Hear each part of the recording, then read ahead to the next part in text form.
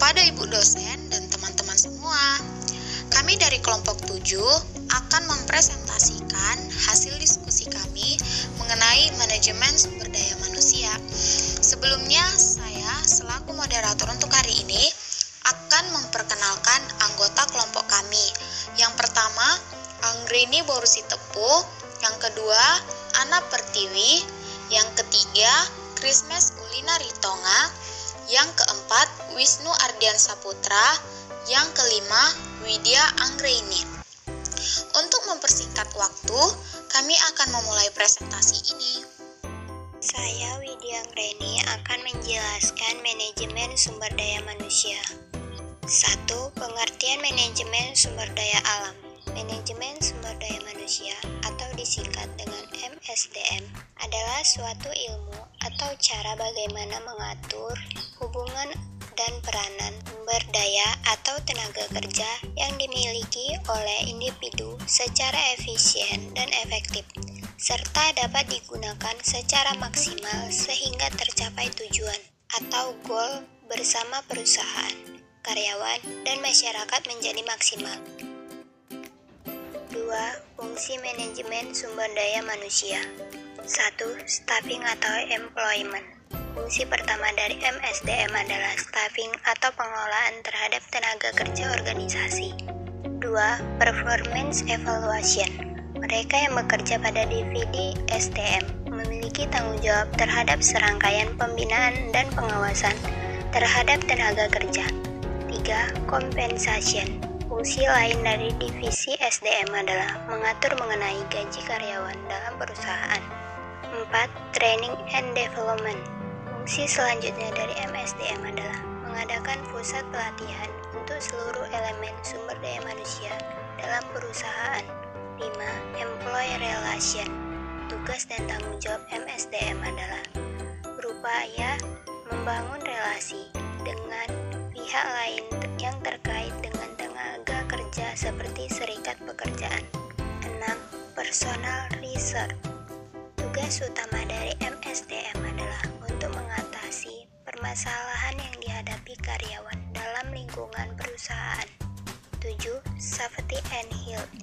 Iklim yang kondusif serta aman dan sehat dapat membuat karyawan melakukan pekerjaannya dengan maksimal. Kerja sumber daya manusia. 3. Tujuan manajemen sumber daya manusia. 1. Untuk mengembangkan efektivitas kerja sumber daya manusia di dalam organisasi. 2. Memperbaiki kualitas tenaga kerja dalam suatu organisasi sehingga dapat memberikan kontribusi lebih kepada organisasi. 3. Memberikan aturan kerja yang efektif dengan produktivitas tinggi kepada organisasi. 4. Untuk menyeimbangkan antara tujuan masing-masing individu dan menyelaraskannya hingga mampu bergerak dalam irama yang sama demi mencapai tujuan, yaitu tujuan perusahaan. 5. Untuk membantu para manajer fungsional dan manajer lini dalam mengelola tenaga kerja atau karyawan selaku sumber daya manusia dengan cara lebih efektif. Saya Wisnu Ardian Saputra akan menjelaskan tentang pelatihan dan pengembangan sumber daya manusia. Pelatihan dan pengembangan sumber daya manusia adalah suatu kegiatan untuk meningkatkan kapasitas SDM agar bisa menjadi sumber daya yang berkualitas, baik dari segi pengetahuan, keterampilan bekerja, tingkat profesionalisme yang tinggi dalam bekerja agar bisa meningkatkan kemampuan untuk mencapai tujuan-tujuan perusahaan dengan baik. Tujuan pelatihan dan pengembangan sumber daya manusia. 1. Memutakhirkan keahlian seorang individu sejalan dengan perubahan teknologi. Melalui pelatihan SDM, pelatih memastikan bahwa setiap individu dapat secara efektif menggunakan teknologi-teknologi baru. 2. Mengurangi waktu berjalan seorang individu baru untuk menjadi kompeten dalam pekerjaan. 3. Membantu memecahkan persoalan operasional. 4. Mengorientasikan setiap individu terhadap organisasi. 5. Memberikan kemampuan yang lebih tinggi dalam melaksanakan tugas dalam bekerja. 6. Melaksanakan tugas dalam bekerja. 7. Meningkatkan tingkat profesionalisme para karyawan. pelatihan.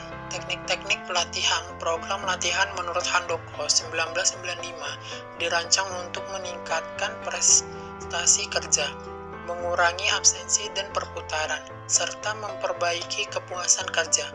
Ada 2 kategori pokok program latihan manajemen. A. Metode praktis. Teknik-teknik on-the-job training merupakan metode latihan yang paling banyak digunakan. Karyawan dilatih tentang pekerjaan yang baru dengan supervisi langsung seorang pelatih yang berpengalaman. Berbagai macam teknik ini yang biasa digunakan dalam praktek adalah 1. Rotasi jabatan, 2. Latihan instruksi pekerjaan, 3. Magang, 4. Pengarahan, 5. Penugasan sementara. B. Metode simulasi. Dengan metode ini, karyawan peserta latihan representasi tiruan atau artifisial suatu aspek organisasi dan diminta untuk menanggapinya seperti dalam keadaan sebenarnya. Oke, perkenalkan, nama saya Ana Pertiwi. Saya akan menjelaskan tentang pengertian penilaian kinerja dan manfaat penilaian kinerja.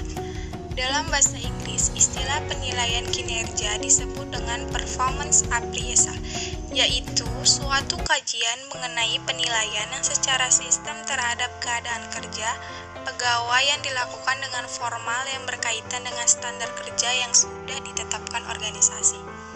Manfaat penilaian kinerja.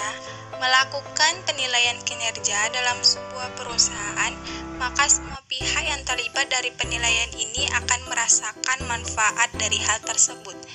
Bagi orang yang berkecimpung di dalam sebuah manajemen sumber daya manusia, tentu saja keberadaan dari penilaian ini sangatlah penting.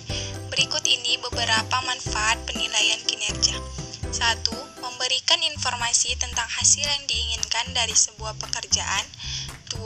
Bisa mencegah terdapatnya miskomunikasi berkaitan dengan kualitas kerja yang diinginkan. 3. Menciptakan peningkatan produktivitas karyawan sebab ada feedback atau umpan balik untuk karyawan yang berprestasi. 4. Menghargai setiap kontribusi. 5. Membuat komunikasi 2 arah antara pihak manajer dan karyawan. Saya Krismes Ulinaritonga akan melanjutkan penjelasan mengenai elemen penilaian kerja. A. Performance standar. Penilaian kinerja sangat membutuhkan standar yang jelas yang dijadikan tolak ukur atau patokan terhadap kinerja yang akan diukur. B. Kriteria manajemen kriteria atau kriteria for managerial performance. Kriteria penilaian kinerja dapat dilihat melalui beberapa dimensi, yaitu kegunaan fungsional atau functional utility, keabsahan atau fidelity, empiris atau empirical base, scientifitas atau scientificity, pengembangan sistematis atau systematic development, dan kelayakan hukum atau legal appropriateness. C. Pengurangan kinerja atau performance measures. Pengukuran kinerja dapat dilakukan dengan menggunakan sistem penilaian atau ranting yang relevan. Ranting tersebut harus mudah digunakan sesuai dengan yang akan diukur dan mencerminkan hal-hal yang memang menentukan kinerja Waiter and Davis. Pengukuran kinerja juga berarti membandingkan antara standar yang telah ditetapkan dengan kinerja sebenarnya yang terjadi. Oke, saya akan menjelaskan tentang metode penilaian kinerja. 1. Metode penilaian umpan balik 360 derajat. Metode penilaian umpan balik 360 derajat adalah metode penilaian kinerja populer yang melibatkan masukan evaluasi dari banyak level dalam perusahaan sebagaimana pula dari sumber-sumber eksternal. 2. Metode skala penilaian.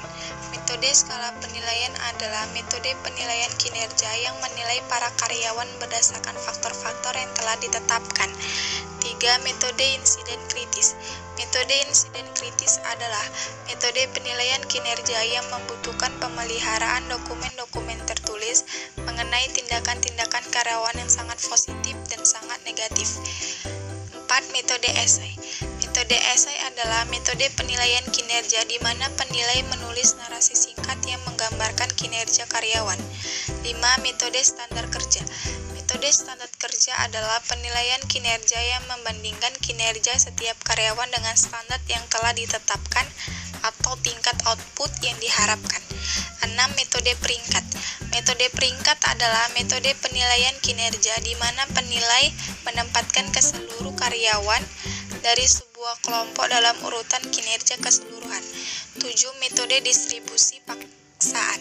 Metode distribusi dipaksakan adalah metode penilaian kinerja yang mengharuskan penilai untuk membagi orang-orang dalam sebuah kelompok kinerja dalam sejumlah kategori terbatas, mirip suatu distribusi frekuensi normal.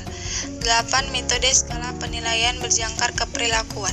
Metode skala penilaian berjangkar keperilakuan adalah metode penilaian kinerja yang menggabungkan unsur-unsur skala penilaian tradisional dengan metode insiden kritis.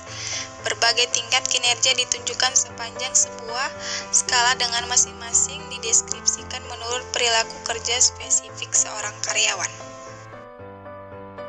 Demikian akhir presentasi kami dari kelompok 7. Untuk kurang lebihnya mohon maaf. Terima kasih. Selamat pagi.